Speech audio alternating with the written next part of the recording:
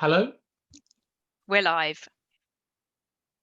hello, and welcome to tonight's cabinet meeting on Zoom, virtual, as are most meetings these days, and you're all very, very welcome. We have with us Councillor Nick Maclean, the leader of the opposition and leader of the Conservative group, and Councillor Peter Southgate, the leader of the Merton Park Independents and the chair of our scrutiny commission, and they're both very welcome. And anyone else who is watching and listening in, you're also very welcome. Our first item is any apologies. I have none as far as the members are concerned, and thank you for that. But first, are there any declarations of interest? None, Chair. Thank you. And we come on to our third item, and that's the minutes of our meeting held on the 28th of April, 2020. Are there any dissenters to the accuracy and the minutes as they stand? None, Chair. Thank you. We come on to item 4, and that's the main body of our meeting tonight, and that's the Council's response to the COVID pandemic. I'll say a few words. Then I'll bring in Jed Curran, our Chief Executive. And then I'd like the portfolio holder, Tobin Byers, to say a few words. And there are financial implications to the COVID pandemic for all councils and for Merton. And therefore, I'd like Councillor Mark Allison to come in on that as well. And then I'll open it up to the other cabinet members for questions and comments. And so I'm very pleased to speak to this report before us tonight, and I'm very proud of the Council's response to the COVID-19 pandemic. In speaking, I'm speaking on behalf of all Cabinet members and thank them for their input into this report and into our response to the pandemic. Among the highlights in this report and in our response are as follows: the mobilisation of staff to the front line to support residents vulnerable to the virus, the speedy allocation of financial support to businesses, and the Council's key role to help create one of London's first volunteer hubs to help those impacted by the virus. The Council also worked to ensure the safeguarding of vulnerable adults and children remained a top priority for us, and that services important to all residents, such as refuse collection, continued to be offered to residents. Now, the Borough Emergency Control Centre operated 7 days a week during the lockdown and to meet the changing and increasing demands on services that occurred. As part of the operation, 94 members of staff were deployed to take part in the emergency response. Other work across the council to meet the challenges of the life under lockdown included contacting 6,959 residents on the Shielded programme, playing a key role in setting up one of London's first community response hubs in Merton, with Merton Voluntary Service Council, Merton Clinical Commissioning Group, and other key voluntary groups from across the borough. And I'll be thanking them later on. A further challenge was the sourcing of personal protective equipment in a time of national shortage for around 70 social care workers and to meet the emergency requirements of 10 care homes. And we have joined in with London councils in a pan-London purchase and procurement exercises for 50 million PPE items of equipment. And our council staff have been working closely with schools to ensure that vulnerable children are being safeguarded and social work home visits are continued. Since the onset of the pandemic, the council has worked with partners to successfully secure emergency accommodation for 52 rough sleepers. I think we have just 6 sleepers who have remained out in the streets. We've offered them the accommodation, but they'd rather they remained on the streets, and we've respected that. As part of its work to support businesses, the council swiftly delivered payments to the business support grants for small and medium-sized businesses affected by the crisis. More than 95% of the allocated monies has gone, and that's amounting to some £26,760,000. Merton was one of the top 3 fastest boroughs in London to get these vital grants out. Further support for firms included offering businesses the opportunity to defer paying rent for 3 months where we were the landlord. the Council's regulatory services worked to ensure compliance to the new regulations which came into force with the closure of non-essential shops, pubs, restaurants and other venues. Licensing and trading standards officers have been undertaking checks to ensure that businesses are trading safely and within the guidelines. And they're currently giving direct advice given the opening of shops further as of today. Now, the number of inquiries received by the service on regulatory services during lockdown increased by 25%. Residents are being concerned about noise, nuisance and social distancing irregularities by other residents themselves. With more people needing to travel safely, the Council has provided an emergency transport plan. And this is the essence of our next item that Councillor Martin Welton will take on board. Now, in conclusion, the Council's rapid reaction to the unprecedented challenges brought by COVID-19 and its work to adapt services has been hugely impressive. And I wanted, on behalf of all councillors, to thank our staff for their efforts. I'm particularly proud of the way Merton's residents, voluntary and community groups and businesses have worked with the Council to make the borough safe and ensure our most vulnerable residents have been protected. A big thank you to all residents, community groups and businesses. And I'd like to pay a special tribute to a series of community groups, and that's to the Food Bank operation at the New Horizons Centre in Pollards Hill, Merton Mutual Aid Group, especially in Wimbledon, the Dons Local Action Group throughout the borough, and to Wimbledonian Older Atletians, and to Tooting and Mitcham Football Club based in my ward in Ravensbury. I'd also like to thank our members of Parliament, Siobhan McDonough and Stephen Hammond. Thanks to the Mayor of London, to his deputy mayors, and of course to our Assembly member, Leonie Cooper. Now, there's still a very long way to go, and the Council is now working hard on recovery plans so we can continue to support our residents and businesses every step of the way. I wanted to make that lead into the report, especially on those thanks, which I was very, very pleased to make. Now I'd like to turn to Jed Curran, our Chief Executive, to add to that, and then we'll turn to Tobin, and after Tobin to Mark Allison, and then open it up. Over to you, Jed. Thank you, Chair. Thank you for that comprehensive summary of issues that have been taking place and the items in the report. I am aware that Cabinet members have important contributions to make as well, so I will be very brief and simply join you in thanking all those members of the community, all councillors and all staff who've helped in the efforts that we've had to try and tackle the pandemic and plan for the future. We're meeting today on the day that non-essential retail has opened again, and the focus of our attention is on planning for the future, as well as providing all the support for the vulnerable people in the community. We are trying to ensure that the test, track and trace system will work effectively so that we can avoid that second peak and help Merton and the rest of London and indeed the country recover from the pandemic. So thank you very much for this opportunity to speak, and I'll now hand over to the other councillors. Thank you, Chair.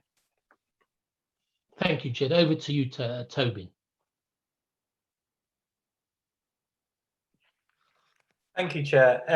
You've picked up a couple of the points I was going to raise. So as you say, that the support for those being shielded continues. We've now got just under 7,000 names on our list, and approximately 11% of those require ongoing support that the government is providing. There have been some reports nationally that people are being removed from the shielding list, which I know is a concern for some, but it's not something that I'm aware has happened in Merton at the moment. The other point that you mentioned is PPE, and we know that's been a significant challenge throughout the period, but thanks to the good work of officers and a number of different routes being explored to procure PPE, we are in a good place at present.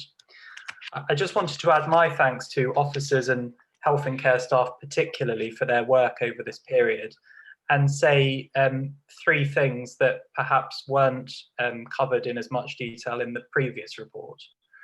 So firstly, the focus nationally we've seen over the past month or so shift from a concern that the NHS would be overwhelmed to a concern for the care sector.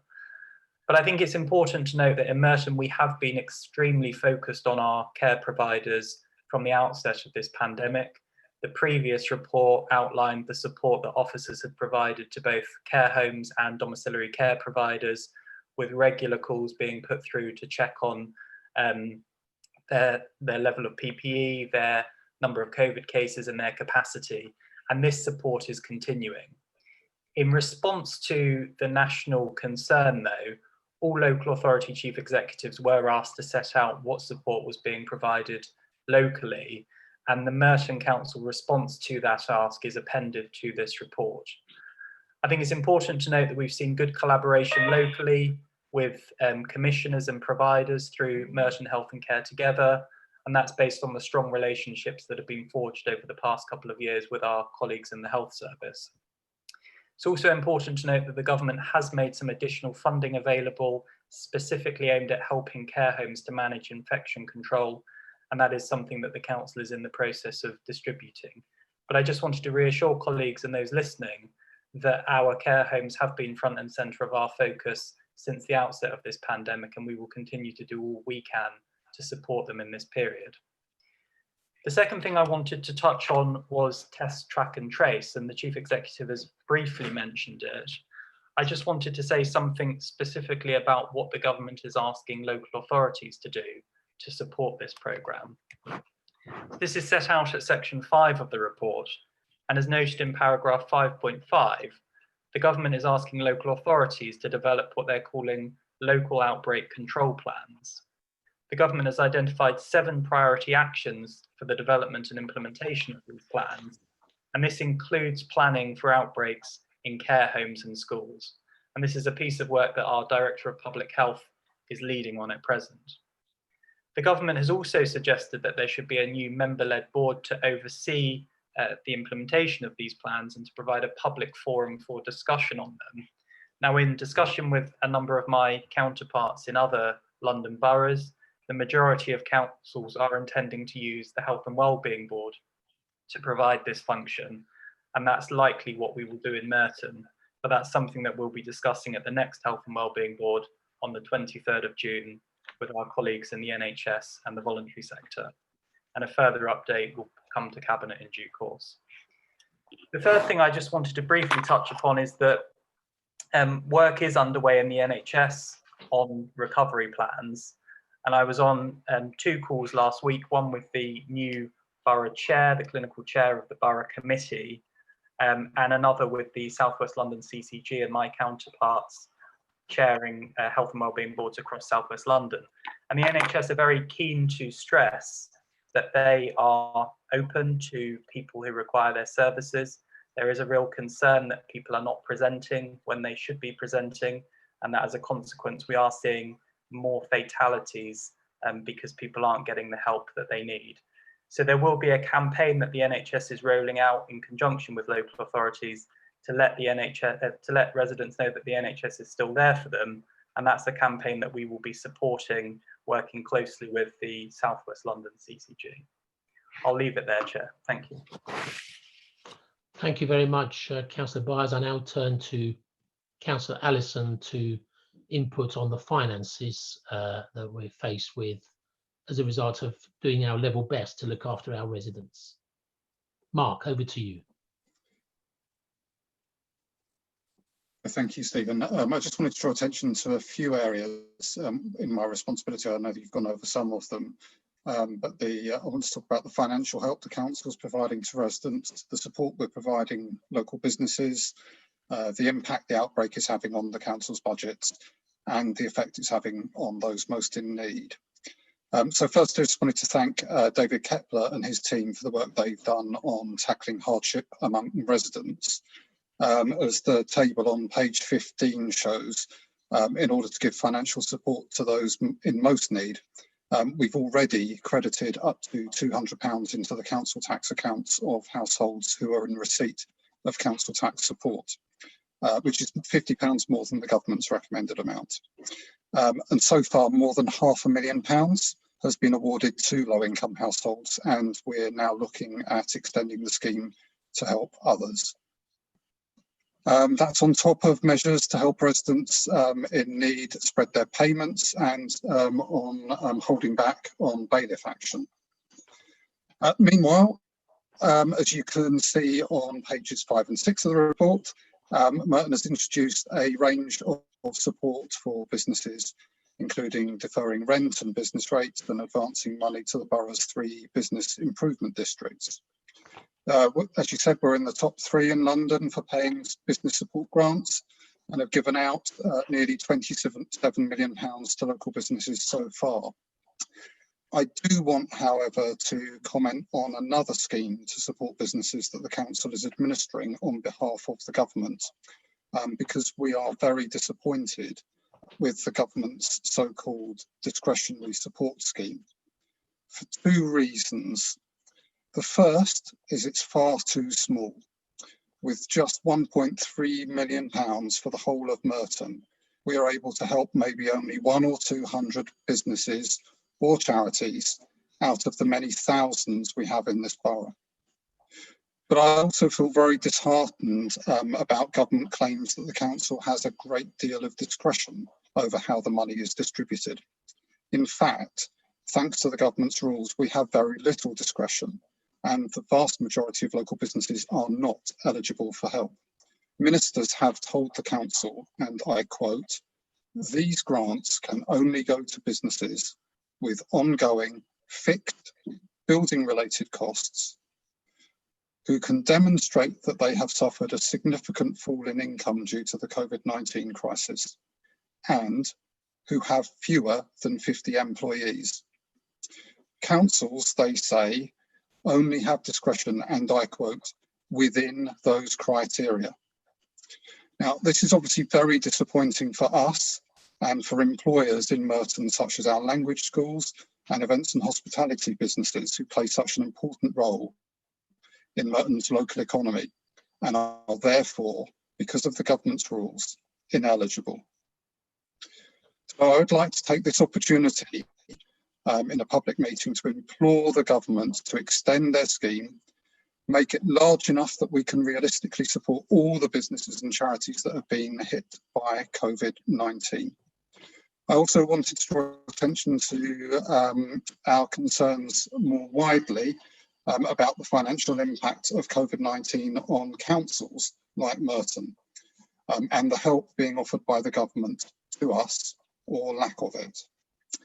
Now, I really genuinely don't want to make a party political point here, because last week the Conservative chair of the Local Government Association said that he estimated that councils would face costs of nearly £13 billion as a result of coronavirus this year alone. And he said there is a clear need for more help from the government. Now, on page 17 of tonight's papers, the current best estimate of the cost to Merton is shown as £46 million. That figure adds up the direct extra spending that we've been forced to make, the loss of income from people no longer using our services, the shortfall in savings due to staff tackling COVID-19 instead of cutting costs, and the reduction in what we expect to receive in council tax and business rates income this year. Now, to put that £46 million into context for the people of Merton, it is more than half the total income we get each year from council tax. At the outset of the outbreak, the government told councils to do whatever it takes and promised they would see us right, but we are still waiting to see the colour of their money. So far, they've only offered the council £10.6 million, less than a quarter of our costs. And that means that the people of Merton will be more than £35 million out of pocket. And although we're a business-like council and are in a much better position financially than most councils, that is an impossible sum even for us, as it is around 3 times more than our entire unallocated reserves.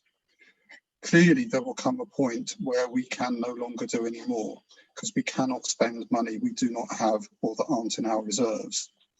But suffice it to say that with the chair of the Local Government Association, I agree with him. If councils do not get extra help, they could go bust and stop helping communities. So I agree with him that the government should be providing more. And I agree with the Mayor of London on our side that unless the government acts immediately to support local and regional government, there's a serious risk that the economic recovery from COVID-19 will be choked off by what he calls a new era of austerity. Anyway, I think hopefully I've made that point. I know I've spoken for quite some time, but before I did go, I just wanted to make a final point about the work being done by local volunteers, including many people at the council, which you've already addressed, but I just wanted to add a bit because as you all know, my wife is a professional welfare support worker and helps many of the least well-off people in our community.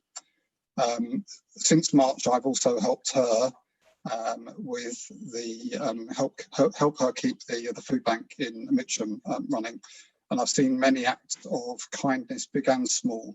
So I just wanted to use this opportunity to thank everybody who's donated to good causes or volunteered in any way in the community. Many of those acts of kindness have been from councillors or council staff, and I wanted to say many thanks to them all. I'd also like to praise the council for the financial support it's continued to provide the voluntary sector. But I do want to finish by saying the number of people who need help from the food bank in Mitcham has trebled since this time last year. And that gives us, I think, a sense of the scale of what we're having to deal with now. It's also clear that those most affected by the downturn and the outbreak in Merton are from the areas with the lowest incomes and the biggest BAME populations. And so I just wanted to end by calling on the government really to ensure that when they make financial funding decisions in the future, they bear in mind the need to bridge the gap, because that's very important to everybody who's struggling here in Merton. And thank you for indulging me and allowing a bit of time to say all of that. Thank you, Leader. Thank you, Mark, for that passionate plea on behalf of not just Merton, but of all local authorities, that the government keeps to its word in reimbursing us fully for the work we've undertaken on COVID-19. And I have meetings, Pan-London meetings, not just with Labour leaders, but with leaders from all the parties, the Conservatives and the Liberal Democrats, each and every Friday, and they're all agreed. As you said, the Conservative chair of the Local Government Association himself is agreed that the government must keep to its word of funding us for the work we're all doing, continue to do and have done to look after our residents and to look after this nation on behalf of ourselves, but also of the government. So lobbying has started in earnest as we speak. I want to thank Tobin and Mark, and now want to see whether there are any other Cabinet Councillor contributions to be made on this item before we move on to our next item. Councillor Macaulay, Chair. Edith, over to you. Right, thank you, Chair.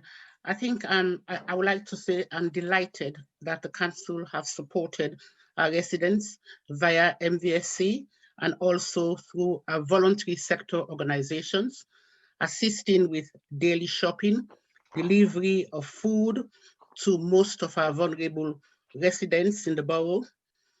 Also, our volunteers have played an active part in providing, in reaching to our diverse communities. We now need to look at the long term to see how we can continue to help some of our vulnerable communities in the borough. In terms of the services provided by our BCU officers, the police have been absolutely brilliant. Their approach on breaches of COVID-19 continues to be working very well.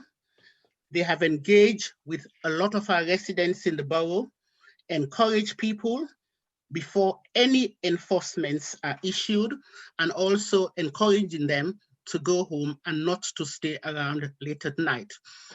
The police have not issued a lot of fines, and the BCU in Martin have also looked at the breach of COVID conditions. and these are very low in Martin. The compliance in the BUC also remains very good, and I am pleased with that.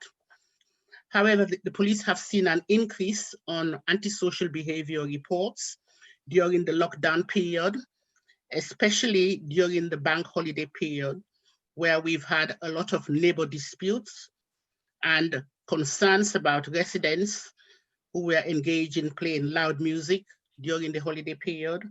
But they continue to monitor the position, especially in hotspot areas. The police have been very lenient with most of our residents, and they feel, all in all, taking into consideration the lockdown has been for the last 3 months, things haven't looked too bad in terms of our BCU in the 4 sections. I would like to especially pay my sincere thanks to MVSC, the Chief Executive and staff, and also to Jenny O'Neill, who has run the coronavirus scheme in a very excellent manner, and also to our BCU police service. They have been actually wonderful in the borough. They've looked after our residents, and they made sure that people in Martin are kept safe, and I'm very proud of them. Thank you, Chair. Thank you, Edith, again for your contribution and for updating us on the role of the police here. And I want to add my thanks to our Borough Commander, Sally Benatar, and all the force for all the work they do here in the southwest area, but also in particular here in Merton. Are there any other Cabinet contributions or questions? Councillor Cooper Marbia, Chair. Caroline, over to you. Thank you, Chair. Just to update you on a few things in my portfolio area. So on parks, our parks continue to be very popular with residents, and with the gradual easing of the lockdown restrictions, people are now allowed to meet in groups of 6 and spend more time outdoor, engaging in non-contact sports or sunbathing. But of course, still observing the social distancing rules. The council has engaged Kingdom to work alongside the police to enforce the social distancing rules. And all car parks in or near our parks are now opened. And we now have a temporary ban on barbecue in the parks. Regarding our regulatory services, I think you've said quite a bit on that already, but just to stress that today, non-essential shops have reopened, and so the team will be very busy as of today, trying to support shop owners and also enforce social distancing rule for the safety of not just the staff, but also customers. Also to say that the government, with the easing of that restriction, gave some money. I think it's the reopening of High Street Fund. And so the team will be managing that to ensure that, to ensure the safety that is used for the safety of staff and employees and customers. Okay, so in terms of our library, we the government, based on the government guidance that suggests that well, we are looking to reopen some of our services in a stage 3 lockdown recovery plan, and that will be in July. And so therefore we'll be working on a flexible model of service that can adopt and respond to any future challenges. And the opening hours at some sites may be adopted to support social distancing, to ensure adequate staffing is in place. And we will continue to develop and enhance our online offer, which has been very popular during the lockdown, since lockdown. Regarding our leisure, we are working very closely with GLL on their recovery plan. Our leisure centers have been closed since lockdown, And so now they've provided us with detailed recovery plans, and we are looking through that and working very closely with them to see how it would fit our own particular situation here in Merton. We have followed government guidance in providing financial support in the form of a recovery grant to GLL. But overall, they are expecting that that they will reopen in July. So that's the plan they're working on. Thank you very much. Thank you, Caroline, for that update from your portfolio. We need to move on, but obviously any other cabinet members want to make a contribution or ask any questions. Councillor Atwar, Chair. Lakshmi, over to you. I just wanted to say to thank you for the report, and I just wanted to thank Rachel Wardell and the work she's leading on equalities, in particular the impact of COVID on the BAME community. So just thank you very much for everything that you're doing. Yes, no, I'd like to add my thanks there too. Anyone else? None, Chair. Okay, well, thank you to all those contributions. I'd now like to come to our recommendation, which is that Cabinet notes the steps taken by the Council in response to the COVID-19 pandemic. Are there any dissenters to us noting that report? None, Chair. Thank you all. That is noted. We move on to item 5, Merton Council's COVID-19 Transport Plan. Over to Councillor Martin Welton. Thank you, Chair. I've already moved recommendations as set out in the report. As a council, we have prepared an emergency transport response to the coronavirus pandemic and to aid social distancing. The plan is focused on making changes to roads and pavements in the borough to improve road safety, support social distancing, and provide more space for walking and cycling. Across the borough, we have extended pavements in some of the busiest parts of the borough, such as town centres, to support the local economy and aid social distancing. You'll have seen some of this in Wimbledon, where we have widened pavements outside some of our shops, but also as well put in temporary cycle lanes on Wimbledon Bridge. These emergency works will be followed by longer term work to improve walking and cycling routes throughout the borough. The plan will also look to keep the borough moving safely as travel patterns change and restrictions ease through the introduction of low traffic neighbourhood and school streets. To respond to the situation, Merton Council will reuse some of our borough streets and key locations to serve this unprecedented demand for walking and cycling in a major strategic shift to meet our long-term sustainability and active travel goals. These include the need to impose physical social distancing measures in order to reduce virus transmission. This has led to us new demands on road space in allocation to pedestrians, but also as well providing facilities for cyclists. And I welcome the significantly increased levels throughout the borough. We have seen in recent weeks reduced levels of road traffic, although this is starting to increase again.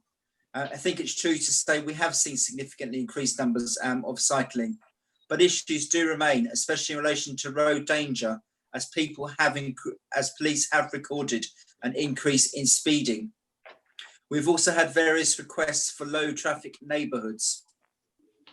Businesses face many challenges in this borough and are looking at new ways to accommodate their customers, be it increased home delivery and to accommodate the queuing outside premises.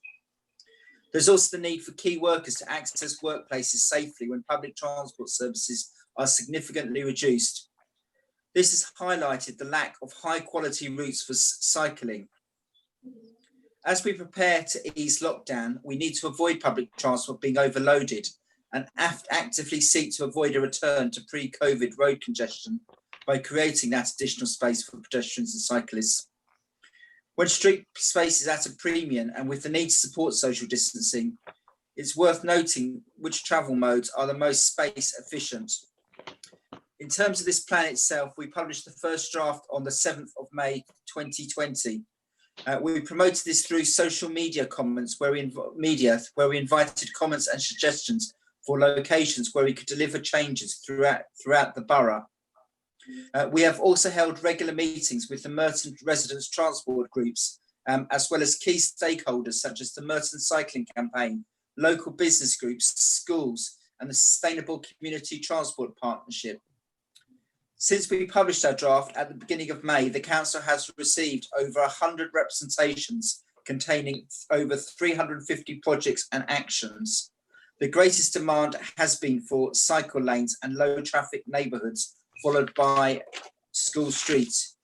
You'll see in the appendices, we have provided a long list of potential schemes. But we are looking at having cycle highways on some of our major routes throughout the borough. The local London Road corridor, Tooting to Bishopsford Bridge, Mitcham, Western or Church Road to Colliers Wood, campaigning for TfL to extend CS7 from Colliers Wood through to Morden Town Centre, Merton High Street and Kingston Road to Colliers Wood, West Barnes to Rains Park, Wimbledon Town Centre. We are also bidding for 10 low traffic neighbourhoods spread throughout Merton. And also as well, in terms of school streets, we've seen the success of school streets in the borough, in the 4 schools where it's successfully rolled out.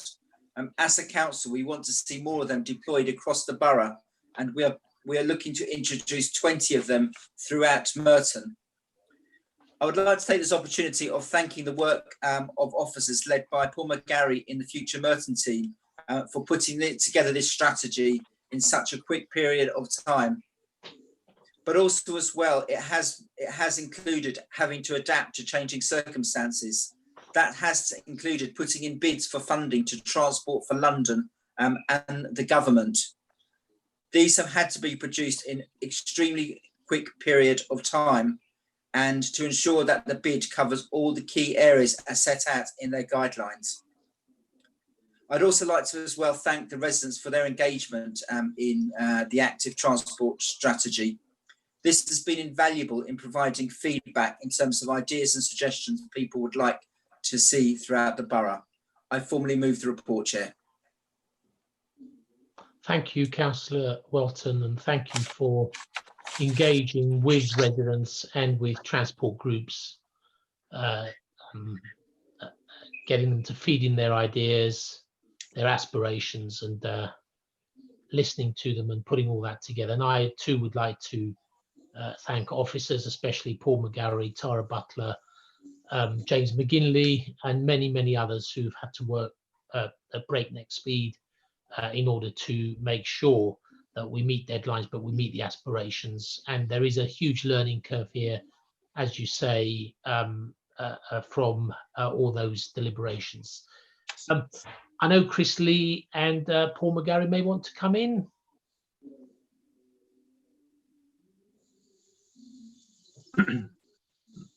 Yes, Chair. Yes, Chris.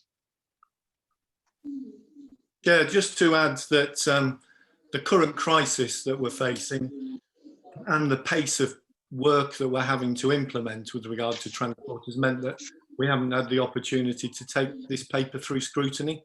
But I just wanted to reassure members and the public that I'm aware that the draft work programme for scrutiny includes this transport strategy, and we intend to take it over the coming months to ensure that as it develops, and it will develop further, that it gets the opportunity to be scrutinised in public. Thank you, Chair. Thank you, Paul. Did you want to add anything? Nothing to add, thank you, Chair, but I'm happy to answer any questions.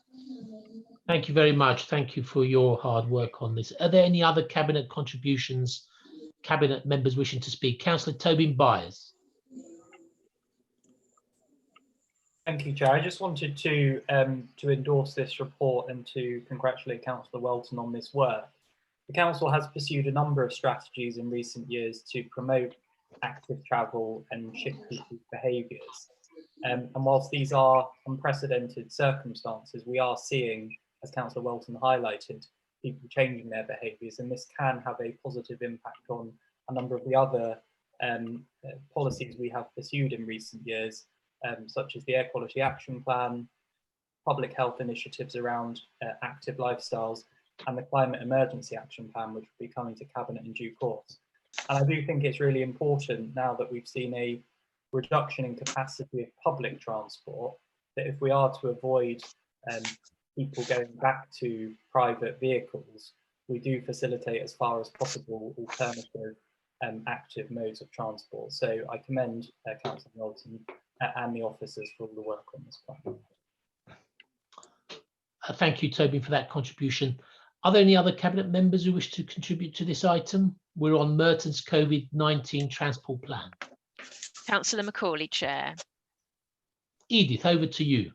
Right, thank you. I'm delighted to see that in this document that we will we'll be looking at the low traffic neighborhood around the Lower Modern area, especially during school trips, where we have places like Lower Modern Lane and Grand Drive, which is usually congested in the morning.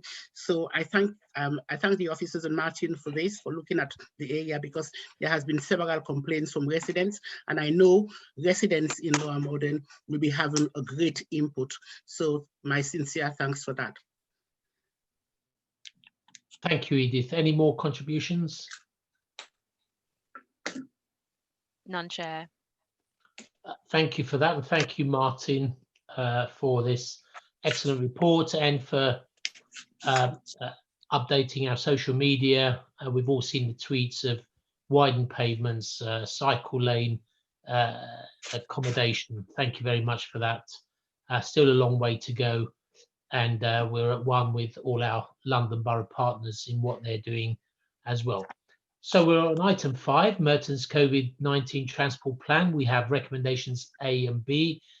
Recommendation A is to endorse our travel response to COVID-19, and recommendation B is to note the submission of funding bids to the Department for Transport and Transport for London. Are those recommendations agreed? Are there any dissenters to recommendation A and B? None, Chair. Thank you very much for that agreement and that approval from the Cabinet. We now move on to item 6, and that's the proposed submission to the South London Waste Plan. Councillor Welton again. Thank you, Chair. I formally move the recommendations as set out in this report. You may be wondering why I'm discussing waste as the Regeneration, Transport and Housing Cabinet member.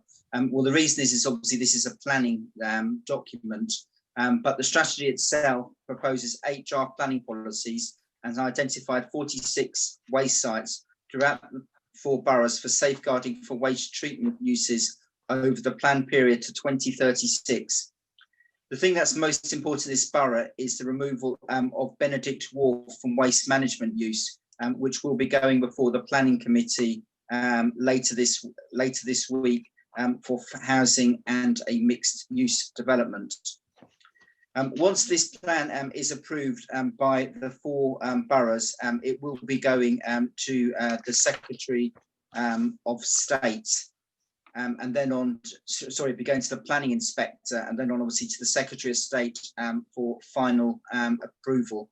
The existing waste plan which we use will finish in 2021.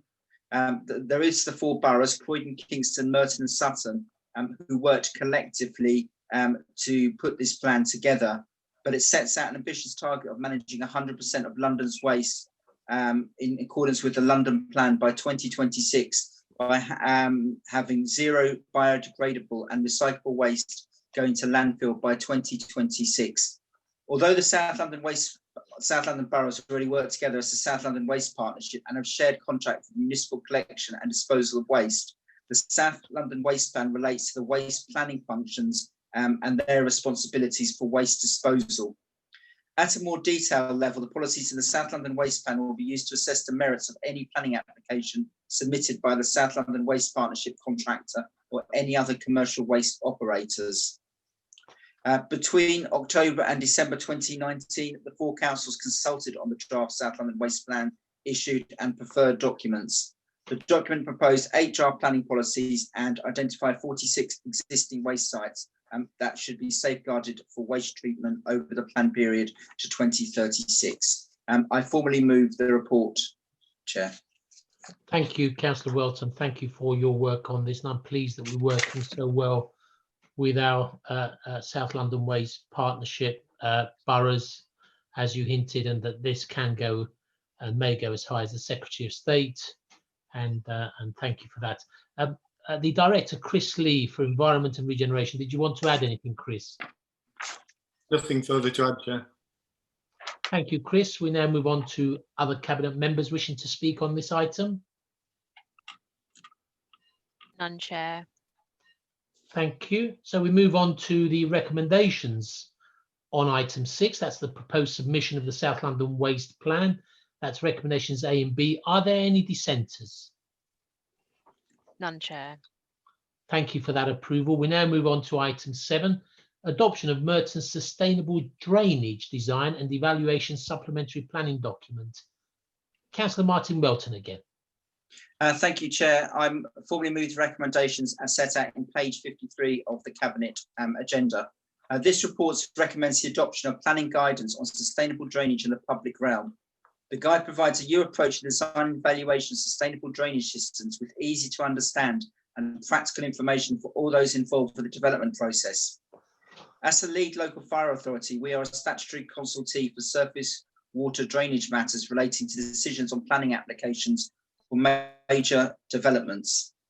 This provides a way of managing, SUDS provides a way of managing rainwaters by mimicking natural drainage and are a requirement for all EU major developments. To ensure successful and affordable sustainable drainage systems, they should be fully integrated from the start of the design process along with other aspects of development design. This guide is for developers, architects, landscape architects, or anyone who plans to build or develop either residential or commercial developments in Merton.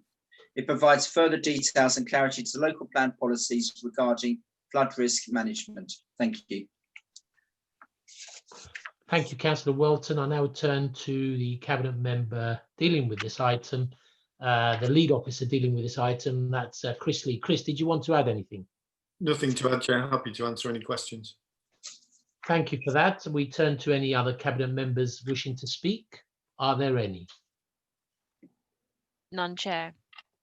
Thank you. So we're on item 7. That's the adoption of Merton Sustainable Drainage SUDS Design and Evaluation Supplementary Planning Document SPD. Recommendation A. Is that agreed? Are there any dissenters? None, Chair. That's agreed. Thank you very much. We now move on to item 8, the adoption of Merton's Statement of Community Involvement, SCI Planning. Over to Councillor Martin Welton again. Thank you, Chair. I formally move the recommendations as set out on page 65 of the Cabinet agenda. Merton's Statement of Community Involvement sets out how the Council will involve local people, local businesses, stakeholders and other interested parties when preparing development planning documents and submitted planning applications. In accordance with planning legislation, the draft Statement of Community Involvement outlines how and when the Council will involve local communities, business, voluntary sectors and other interested party in the production of development planning documents.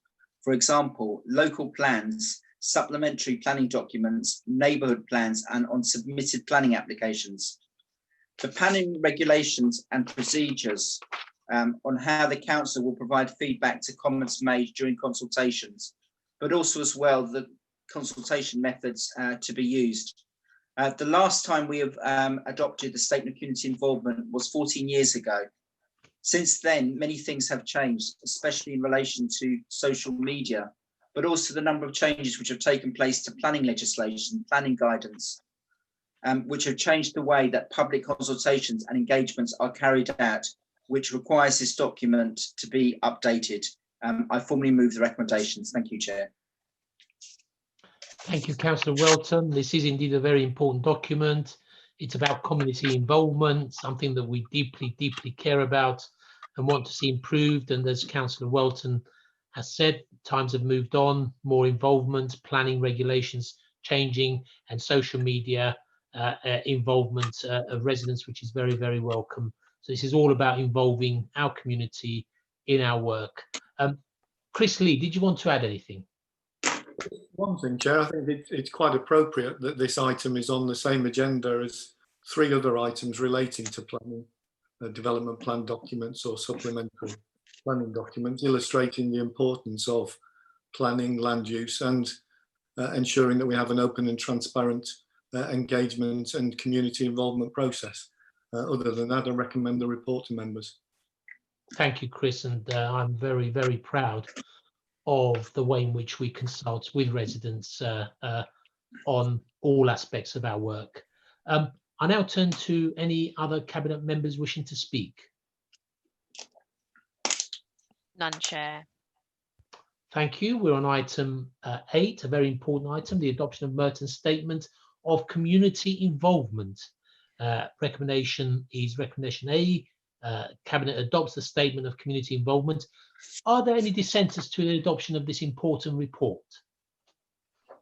None, Chair. Thank you very much. That is therefore adopted. We now turn to item 9, our penultimate item. That's locally listed buildings. Councillor Welton. Thank you, Chair. Another report from myself, but I formally move the recommendations on agenda item number 9 on page 145 of the Cabinet agenda. Additions to Merton's locally listed buildings are put forward by members of the public, community groups and council officers. The additions are assessed by the council's conservation officers against 7 criteria identified in Merton's guidance for selection and building structures to be considered for local listing. The criteria are as follows: architectural style, age and history, detailing, group value, building. The proposals for local listing have been subject to extensive public consultation. Individuals and organisations responsible for the buildings or structures being proposed for inclusions have also been consulted. Generally, respondents were in support of the local listings. Through that process, some added useful and further information was provided. The proposals have been amended where appropriate in response to comments received. Comments from consultees have also been added after each description and are set out in the report. I would like to also thank the work of the Borough Plan Advisory Committee on this report. They resolved to recommend all of the officers' recommendations to Cabinet except for 2 of the proposed inclusions. The first one was the cast iron sewer vent, Southside Wimbledon Common. They resolved to recommend that this item should be deferred to the next round of local listing, as the landowner is currently unknown and may not have had the opportunity to respond to the consultation. As cabinet member, I have accepted this recommendation. The other one related to Mitcham Police Station. I understand BPAC asked for further information to be provided in terms of this building. I think it's important that that information does come forward. So therefore, I would ask that that is deferred to the next round of local listings in order for this information to be provided for in full. At their meeting, they also resolved to add a recommendation report that Cabinet resolved to undertake a review of and consultation on additions to the local list each year and present the report to the Borough Plan Advisory Committee. I would like to make one minor recommendation to their recommendation to Cabinet, is that subject to resources and capacity that this will be undertaken. It is a very extensive piece of work and involves a lot of work putting this document together. I'd also like to take this opportunity of thanking the Conservation Officer for her contribution to this report. I think it's valuable that we protect what's best about Merton and that we do recognise the heritage we have throughout the borough. There is many helpful additions to this document, and it's important as well that they are kept in place, but that we recognise their contribution to the borough as well. I formally move, Chair.